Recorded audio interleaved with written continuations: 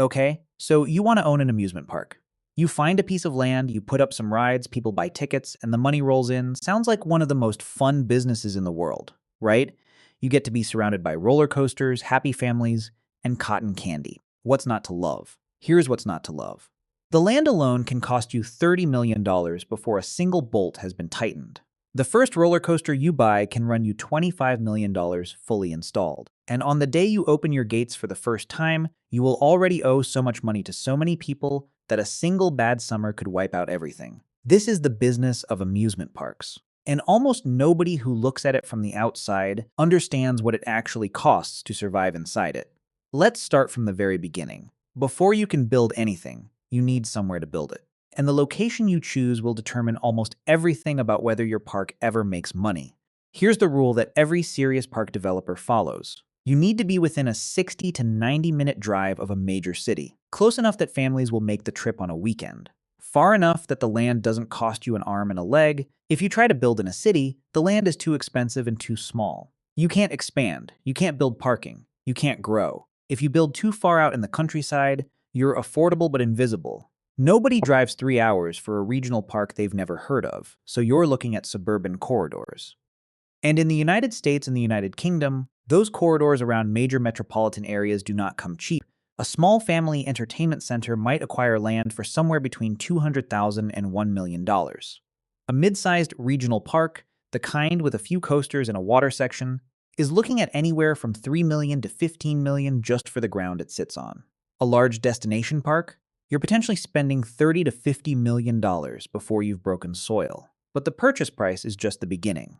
First, you need to study the land before you buy it. Environmental impact assessments, soil testing to make sure the ground can hold the weight of your rides, water table analysis, traffic impact studies to satisfy the local municipality. These pre-development costs easily reach hundreds of thousands of dollars, and they happen before a single shovel touches the earth. You haven't built a single thing yet, and you've already spent a fortune. Then there's parking.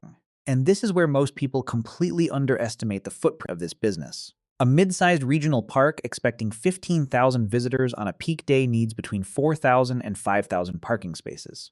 Every space, accounting for driving lanes and pedestrian paths, takes up about 350 to 400 square feet. You do that math, and you're looking at between 35 and 45 acres of flat paved land just to store cars. That's land that generates zero revenue. It doesn't have a ride on it, it doesn't have a restaurant on it, it is asphalt. And it costs a fortune to build, maintain, and eventually resurface. And then you need to hold additional land in reserve for the expansion you'll need in 10 years when your current rides become tired and guests stop coming back. Parks that don't buy that buffer land early almost always regret it. By the time they need to expand, a housing development has gone up next door and the price has tripled. Now you have your land. Let's talk about what it actually costs to turn it into something people will pay to visit. Most people assume the rides are the expensive part. They're not. The expensive part is everything underneath, around, and supporting the rides. Civil engineering and infrastructure, the roads, drainage systems, foundations, electrical grid, water lines, and sewage systems consistently account for 50 to 65% of the total construction budget. More than the rides themselves. Here's why. When you build a roller coaster, you're not just installing a machine on flat ground. You are driving deep concrete piers into the earth, sometimes 30 to 40 feet down, because the forces a coaster generates, the lateral push, the vertical drop, the rotational stress at the bottom of a loop, are massive and continuous. Those forces happen hundreds of thousands of times over the life of the ride. If the foundations aren't engineered correctly, the ride fails. Then there are the utilities. A theme park is essentially a small city. It needs its own electrical substation because the power draw is enormous. Modern magnetic launch coasters, the kind that shoot trains from 0 to 70 miles per hour in 2 seconds, draw megawatts of electricity in a single moment. Without your own dedicated infrastructure, you'd cause brownouts in the surrounding neighborhood every time you launched a train. Building that power supply system alone can cost several $1,000,000. And then there's the theming. The facades that make one section of your park look like a medieval castle and another like a tropical island. The trees, the landscaping, the hidden speakers in the bushes playing ambient music. All of this costs money that has nothing to do with whether the rides work, but it's what makes guests feel like they're somewhere else, which is what makes them spend more money while they're there. For a mid-sized regional park with a total construction budget of around $25 million, roughly $8 to $9 million goes to rides.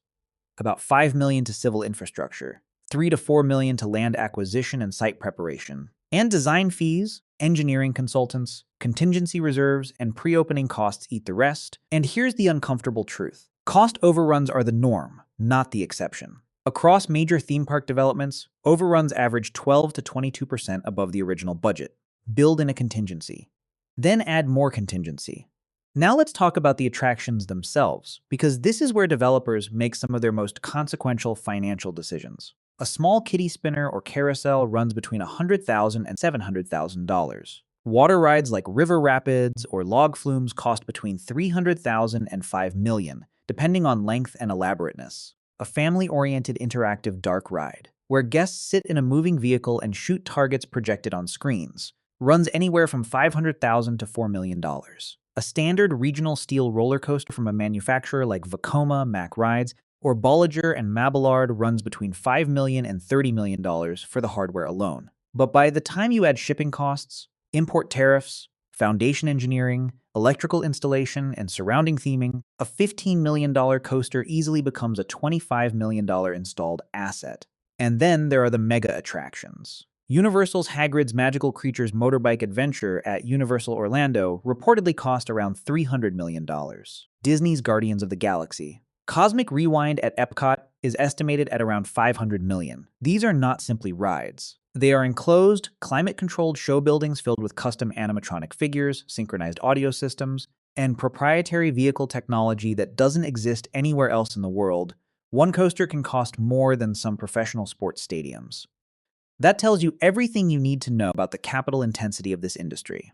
Here is a line item that new park developers consistently underestimate. The cost of keeping people alive every single morning. Before a single guest walks through your gates, every ride must be inspected. Certified maintenance technicians spend between 30 and 45 minutes per major attraction checking structural joints, brake systems, restraint mechanisms, electrical connections, hydraulic pressure levels, and proximity sensors. Then they run empty test cycles at full speed and sign physical logbooks confirming the ride is safe to operate. This happens every single day, 7 days a week, rain or shine. Your regulatory authority, a government body in most American states and British counties, requires periodic independent third-party engineering audits. Specialists come in with ultrasonic equipment and magnetic particle testing kits to look for microscopic fatigue cracks in steel that the human eye can never see. If they find something, the ride comes down until it's fixed. That ride isn't generating revenue while it's down, but your fixed costs keep running. Insurance is another enormous expense. Premiums for a mid-sized regional park typically consume between 3 and 6% of total annual gross revenue. For a park generating $10 million a year, that's between $300,000 and $600,000 annually, just in insurance. And that number goes up every single time something goes wrong, at your park or anywhere else in the industry, because maintenance never stops. Your engineering team runs essentially a 24-hour operation. During the day, technicians manage live issues. At night, crews replace worn brake pads, swap hydraulic seals, reprogram sensor arrays, and complete work that can't happen with guests on property. Safety isn't a cost you can cut. It is the cost of staying in business. Now let's talk about the single largest operating expense you have. People labor costs at an amusement park consistently run between 30 and 40% of total gross annual revenue. At a large destination resort employing 10,000 to 20,000 people, that is a staggering payroll. Think about every job required to run a single day. Ride operators at every attraction. Maintenance engineers on every shift. Janitors continuously working through the crowd. Performers and character actors. Chefs, line cooks, food cart operators, security personnel, registered nurses and EMTs, IT technicians, marketing staff, accountants, lawyers, HR teams, management at every level. A ride operator isn't someone you point at a coaster and tell to push the green button. They need to understand emergency evacuation procedures, restraint verification protocols, what to do if the ride stops mid-cycle, and how to manage a queue line during a crisis. That training takes time and money every single season. Then there's the seasonal problem. Most regional parks in the United States and UK operate for somewhere between 120 and 180 days per year. You scale up to a full workforce in April or May, run at maximum capacity through August, then scale dramatically back down in September. Recruiting thousands of seasonal workers every spring, training them in a compressed window, and releasing most of them in the autumn is a massive operational burden. And the workers who stick around through winter, your year-round core of salaried managers and full-time mechanics, Are your most expensive employees, generating no revenue while the park is dark? Beyond labor, there is a second category of costs that runs whether you have one guest or 50,000 guests. Utilities. Amusement parks are extraordinary consumers of electricity and water. Utility costs typically eat between 4 and 7% of gross annual revenue. When a modern magnetic launch coaster fires, it draws enough power in a single moment to light up a small neighborhood. Parks with multiple launch coasters need industrial capacitor banks that store and release energy in controlled bursts to prevent destabilizing the local grid. Water parks and water rides add another massive burden. A wave pool or river rapids ride can require millions of gallons of treated water, continuously filtered, chemically balanced, and pumped around the clock. Waste disposal, diesel fuel for maintenance vehicles, fiber optic internet for your point-of-sale systems, lighting, all of it adds up to a utility bill that is permanently, immovably, a major line item in your monthly budget. And the lights don't go off when it rains. Here's where the business gets genuinely interesting. The way parks price their tickets is far more sophisticated than most people realize.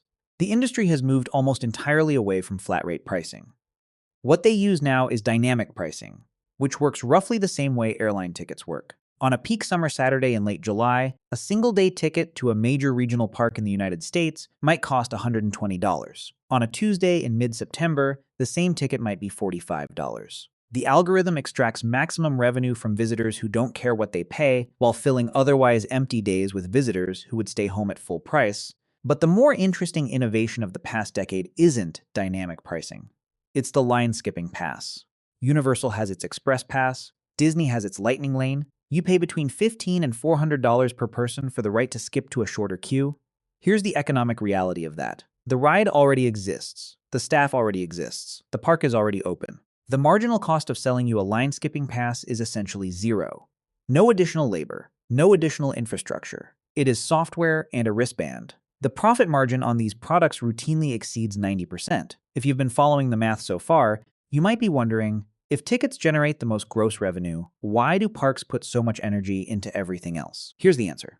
Ticket revenue covers your costs. Everything else is your profit. The gate, admission tickets, generates roughly 62 to 69% of a park's total gross revenue. But that money is almost entirely spoken for before it arrives. Civil infrastructure debt service, labor, utilities, insurance, ride maintenance, marketing, all of it. The ticket revenue keeps the lights on and little more. Food and beverage generates roughly 17% of total park revenue, but its contribution to actual profit is wildly disproportionate.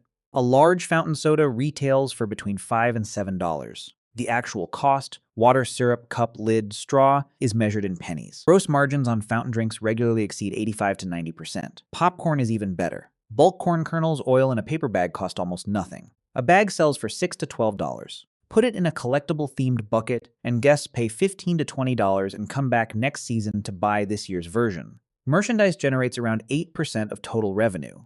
A generic plush toy costs a few dollars wholesale, but that same toy with a proprietary character on it, a character the guest just rode past inside your park, retails for $25 to $35.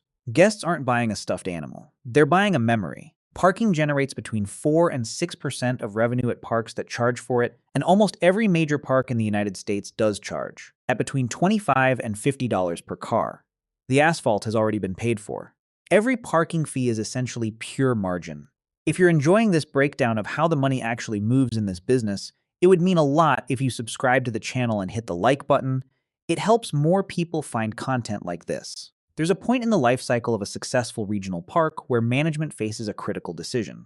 Stay a day trip destination or become a resort. A day trip guest arrives in the morning, buys a ticket, eats lunch, buys a souvenir, and goes home. You capture maybe $120 to $150 per person across their entire visit. A resort guest checks in the night before, has dinner at your hotel restaurant, spends 2 or 3 days at your park buying multi-day admission passes, has breakfast at your hotel, buys multiple souvenirs, and checks out after you've captured $300 to $500 per person across their stay. That's the math. But the strategic advantages go deeper than just spending more per person. Resort hotels dramatically expand a park's geographic catchment area. A day trip park draws guests from within 60 to 90 minutes of its location. A resort park draws guests from across the country and around the world. The moment you add hotel rooms, you start appearing in travel planning websites, airline booking packages, and vacation bucket lists that a regional park never reaches. On-site hotels also create what the industry calls a captive spending environment. When your guests are staying at your hotel, eating at your restaurants, and riding your shuttle buses, 100% of their vacation dollar stays within your ecosystem. No competing restaurant next door, no discount souvenir shop across the street. It's all you. Operating profit margins on well-run themed resort hotels routinely run between 30 and 40%. And during bad weather, which can devastate a day trip park, hotel guests stay in the resort and keep spending even when rides are closed. The hotel is a financial shock absorber. This is an industry where a thunderstorm can cost you hundreds of thousands of dollars in a single afternoon. Your cost structure is largely fixed, but your revenue is entirely variable. Whether you have 30,000 guests or 3,000 guests on a given day, you still owe the same staff hours, the same utilities, the same insurance, the same debt service. Heavy rain forces the closure of your most important rides. High-speed outdoor coasters can't operate because water affects braking performance. Lightning detected within 5 to 10 miles triggers mandatory shutdowns of all outdoor rides. Extreme heat drives families to stay home in air conditioning. Hurricanes force multi-day closures. Winter freezes crack underground plumbing. Smart operators use predictive meteorology software to adjust staffing dynamically before a rainy day begins. They invest in indoor attractions that stay open regardless of weather. They issue raincheck vouchers instead of cash refunds, keeping capital inside the business, but there is no fully hedging against weather. It remains one of the most unpredictable and financially consequential forces in the entire business. A typical regional park in the United States operates somewhere between 120 and 180 days per year. 6 months of serious operation, clustered around summer with shoulder periods in spring and fall. For the other 6 months, the park is either partially open for special events or completely dark, but it still owes money. Property taxes keep accruing. Security personnel keep the facility safe from vandalism and weather damage. Engineers and mechanics execute the major overhauls that can't happen when guests are on property. The corporate management team, the marketing department, the accountants, they're all still on salary. The business model requires generating enough net cash flow in 6 months of operation to fund 12 months of fixed obligations. This is where seasonal events become not just fun, but financially critical. Cedar Fair's Knott's Scary Farm in California and Universal's Halloween Horror Nights are the gold standard. These events transform parks into haunted attractions during September and October, charging separate admission, often higher than standard summer tickets, and attracting young adults aged 18 to 30 who aren't traditional summer park guests. That demographic is less price-sensitive and spends heavily on specialty food, drinks, and exclusive merchandise. Winter Christmas festivals serve a similar purpose, extending weekend operations through November and December in moderate climates. These shoulder season events smooth the cash flow curve, support year-round employment for core staff, and accelerate the timeline for paying back the initial investment. A successful park that generates strong profits does not simply sit on those profits. It immediately reinvests them. And if it doesn't, it starts dying. The reason is something called attraction fatigue. The first time a guest rides your signature coaster, it's an extraordinary experience. The 10th time, across multiple visits over several years, it's routine. Human beings habituate to experiences very quickly. What was thrilling becomes ordinary, and ordinary doesn't sell tickets. A park cannot survive on its existing ride inventory. Industry practice is to add at least one significant new attraction every 2 to 3 years, with a major headline ride, the kind that generates regional media coverage and appears in television advertising every 3 to 5 years. Major parks typically budget between 3 and 7% of gross annual revenues every year for capital reinvestment, directed toward new attractions, ride refurbishments, updated theming, and park improvements year after year without pause. Failure to maintain that cycle triggers a financial death spiral. Attendance drops, season pass renewals fall, pricing power weakens, the park starts discounting tickets, margins compress, less profit means less capital to reinvest. Less investment makes the park even less attractive. Down and down it goes, until the park finds new capital or closes. Let's be honest about the catastrophic risks, because they're real and they're expensive. A ride accident that injures or kills a guest is the single most devastating event that can happen to a park. Not just morally, financially. The immediate consequence is mandatory shutdown of the ride during a regulatory investigation. Depending on the findings, that shutdown can last days, weeks, or permanently. Legal liability suits follow, often running into the millions. Insurance premiums increase substantially at the next renewal, and the reputational damage suppresses park-wide attendance for years. Guests are risk-sensitive. They remember. And once they stop trusting a park, winning that trust back takes a very long time and a very large marketing budget. The COVID-19 pandemic demonstrated another category of catastrophic risk that nobody in the industry had seriously modeled before 2020. Parks across the United States and the United Kingdom faced total operational shutdowns for months. Revenue went to zero. Fixed costs did not. Property taxes kept accruing. Debt service kept accruing. Security and basic maintenance had to continue. Several smaller independent operators did not survive. Larger conglomerates with diversified revenue streams and access to capital markets weathered the storm, but they emerged with significantly higher debt loads. Economic recessions hit parks more slowly, but just as hard. Amusement parks are definitionally discretionary spending. When household budgets tighten, the annual family trip to the theme park is one of the first things to go. During the 2008 and 2009 recession, virtually every major park operator in the United States reported significant attendance declines and was forced to reduce ticket prices and increase promotional discounting to maintain volume. Let's put the entire picture together with honest numbers. Take a mid-sized regional park that costs $60 million to build. In a good year, it might generate $22 million in gross revenue. Gate admissions bring in around $14 million. Food and beverage generates nearly $4 million. Merchandise adds another $1.7 million. Parking and extras account for the rest. Now subtract the costs. Labor at 35% of revenue runs to about $7.7 million. Utilities at 5% cost around $1.1 million. Insurance at 4% adds $880,000. Marketing at 8% consumes $1.76 million. Maintenance, supplies, and administrative costs add another $2 to $3 million. Debt service on the original $60 million construction loan, financed over 20 years, adds roughly $4 million annually. That gets you to a net operating income in a good year of somewhere between $3 and $5 million. To pay back your $60 million investment at that pace, you're looking at 12 to 20 years. That is the realistic timeline, not the fantasy, not the worst case. The realistic base case: in a bad year, a wet summer, and a significant ride mechanical issue, revenue might drop to $16 million while costs barely move. Suddenly, your $4 million profit becomes a $1 million loss. The difference between a good year and a bad year is $5 to $6 million.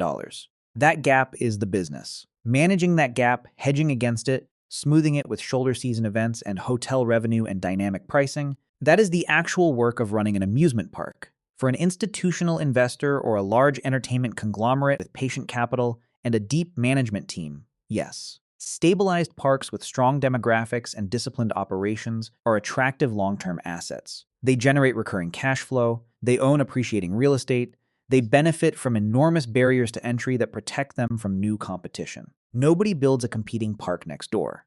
For an individual entrepreneur with limited capital who wants to build from scratch, the risks are enormous. The capital requirements are non-negotiable minimums. The operating complexity demands professional management across engineering, hospitality, food service, entertainment, and finance simultaneously. A bad season, a ride incident, or a cold summer can be existential. The parks that print money are the ones that treat this business as what it actually is, not a collection of rides. A sophisticated, multi-layered economic engine where every square foot of real estate is optimized to generate multiple revenue streams, every piece of infrastructure is engineered to last decades, and every guest interaction is designed to extract maximum value from the emotional experience of a perfect day. There's a detailed business guide available in the description and pinned in the first comment below. It covers business fundamentals worth reading if content like this interests you. Take a moment to check it out. Behind every thrilling ride, behind every laughing child, behind every churro cart and souvenir shop, is one of the most capital-intensive, operationally demanding, financially sophisticated businesses ever built. The magic is real, the engineering is extraordinary, and the economics are brutally unforgiving to anyone who doesn't understand them completely before they begin. If you enjoyed this video, please like it and subscribe to the channel if you haven't already. It genuinely helps this channel keep growing. Thanks for watching.